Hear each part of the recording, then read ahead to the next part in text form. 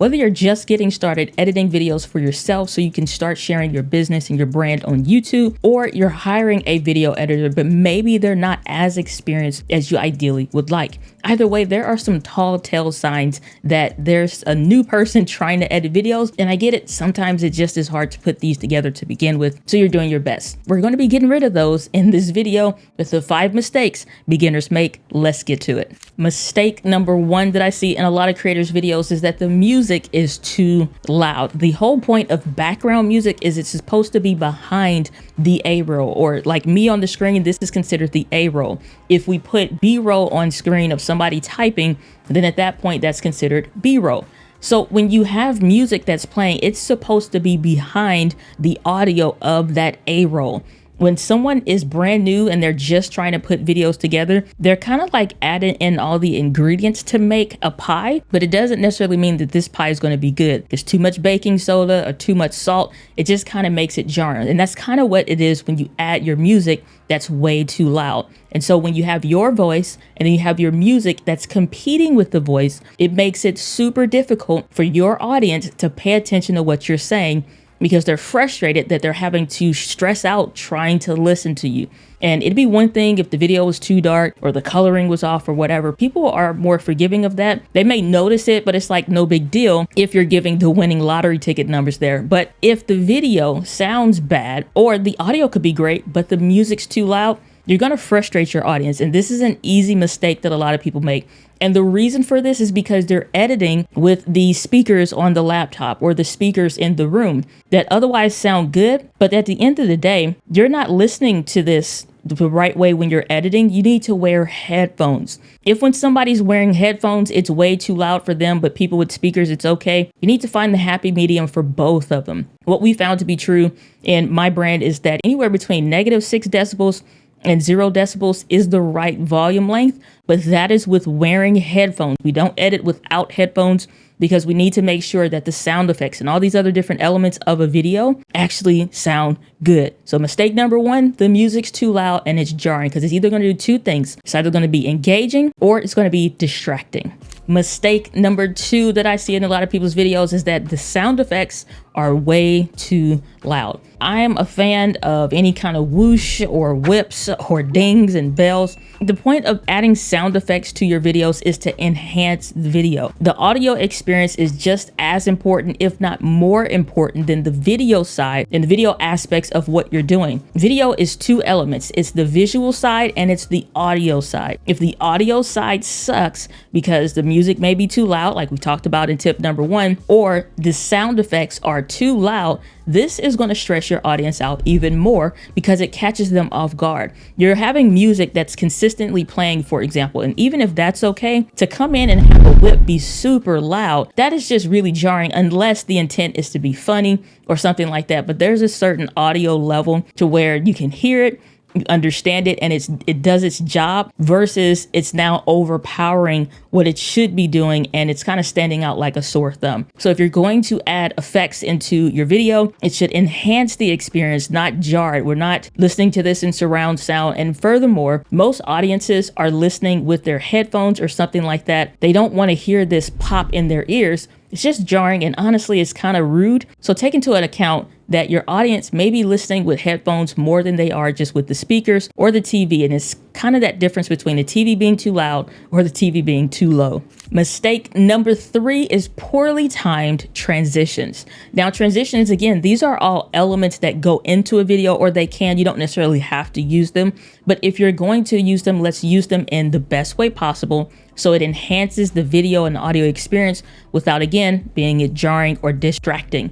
When you have poorly timed transitions that either are way too long, it can do what most people aren't even considering, which is interrupt the pacing of the video. And whether a video feels like it's high octane and moving really fast and there's a bunch of explosions and text flying on the screen, or it's just kind of relaxed and it's a conversation as if you were sitting down having a cup of coffee with somebody, similar to what it would be for a podcast. So it doesn't matter what side of the lane you want to be on with your content, but the transitions should help to move the story along. Transitions can be B-roll segments, or it could be title screens, or it could be the transition effects. And a lot of people will just do the copy paste or double click and it adds on to the video file instead of extending or shortening that particular transition so it fits the pacing of the video. Most people aren't even aware that if you click on the transition, there'll be a box that pops up in the inspector window that will ask you, do you want this to do this in the beginning or this at the end? Do you want to cut it down some more? Like, you have customization options within your transitions. Learn to leverage them and use them, and find that happy medium for what you typically do in a video and when to adjust it versus just leaving it at the standard click and paste kind of mode. But here's the kicker. You don't have to actually edit your own videos. And if you're an entrepreneur, it's honestly not the best use of your time. This is exactly why I created the Building a Team course, so that you can get the exact same process, the exact same system, so you don't have to figure it out from scratch, where to hire, who to hire, how do you evaluate applicants, how do you know who's going to waste your time and who can actually edit videos really well while saving you hundreds of hours literally every single month. Ask Jared. He went through this program, and listen to what he has to say. Hey, what's up? My name is Jared Brown, and I am a vlog style creator primarily on the YouTube platform. And I had the great privilege of going through Building a Team course with Diana, and it's absolutely life-changing. And let me tell you why. Because I was actually the bottleneck. I'm sure you can relate. I was the bottleneck to all of my content creation. I was also spending hours and hours and hours in the editing booth, making sure everything was perfect. And I was missing out on time with my wife and time with my life. And Diana introduced this one question or two questions to me. She says, what do you have to lose? If you keep on going down this path, you're probably going to quit anyway. What if it's better? Why not hire an editor and just give it a try? And that's exactly what I did. So she walked me through step by step. I cannot stress enough how awesome the material is, how awesome Diana is. It's laid out for you. Absolutely amazing. And it has been an unlock for me, the business, the channel, and my family. Don't walk, run to this opportunity and just lay hold of it, because it is better for life, work-life balance. You're going to see more productivity, and it's so easy the way that it's laid out. My life has benefited greatly from it. I'm actually in the middle of a 30-day vlogging challenge where I would have pulled my hair out, and have pulled my hair out in the past. This time around, with a team, building a team properly, it's amazing. I think you're gonna love it.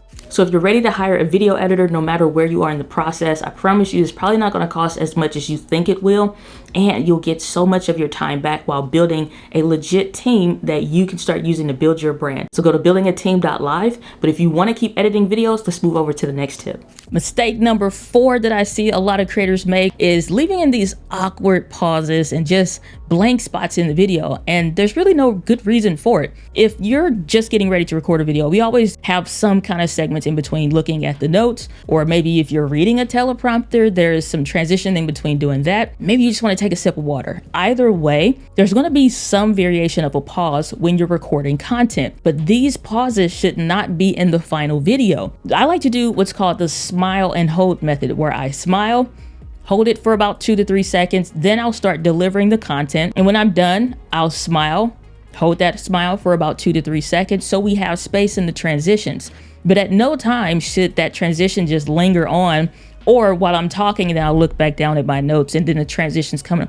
That's, again, it's poor transition with the actual transition effect, and it's just an awkward pause and just a weird moment. Or this is another one that a lot of people don't see. Pro tip: start the video at the very beginning, not from when your mouth is closed and then you open it and then you speak.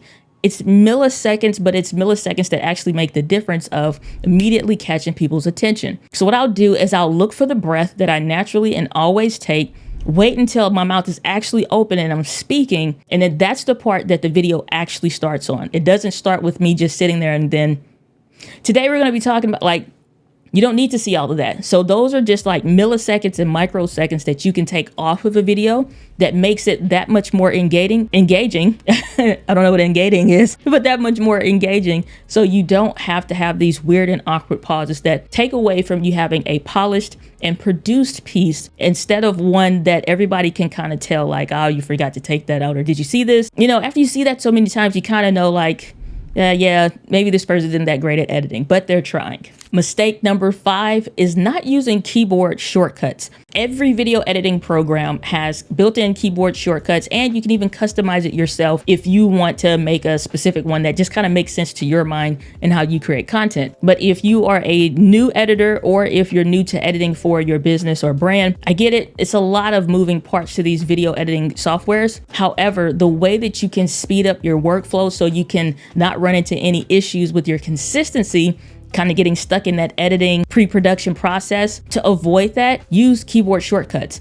And if you are maybe hiring someone that isn't as experienced as a video editor, educate them on what those actual keyboard shortcuts are, or maybe link to a resource, or give them time away for them to go to Skillshare or something and learn how to edit, or watch the endless hours of YouTube videos that are for free. So there's really no excuse for why videos should take as long as they are. I've even had where when we are doing hiring and I get applications in from other video editors and I'm taking a look at their work and, we're having a conversation, and then I ask, what's your average turnaround time for, let's say like a 5 to 7 minute video. Let's say it's 10, 11 or 12 minutes for the raw files. And they'd be like, yeah, it'll take me about a week. Why? Where are you going? What's happening? Small, simple videos shouldn't take super long to edit. And a lot of this comes from, 1, being experienced in the editing software, and number 2, getting familiar and comfortable with keyboard shortcuts that speeds up your workflow, so you're, again, not getting stuck in the weeds in editing. I did a recent poll in the community and I asked, how long does it usually take you all to edit your videos? And I had somewhere between 3 to 4 hours and 5+ hours for those of you that I said are in the weeds. But if you're not using keyboard shortcuts, these are these little micro nuances of time, just these little segments that add up over time that wind up being a waste of time when you look at the whole scale of a month of just how much you're touching your videos. This is a huge mistake, believe it or not, because it eats into your time, which eats into your production, which eats into your ability to just be consistent on YouTube. Now, we talked a bit about how to go through the process of hiring an editor when we did the live stream, but there's actually 7 mistakes that people are experiencing when they're hiring a new video editor. And sometimes it's just some things not worth experiencing. I highly encourage you to check out the video on the screen, or maybe you're kind of looking to get into a workflow process with your brand new editor and you want to improve your content strategy. There's a video that we just released on a simple content workflow that'll work for any business, no matter where you are or how experienced you are. If you're new to YouTube, this video is going to help you out. Check out the videos on the screen because I know they will be of value to you.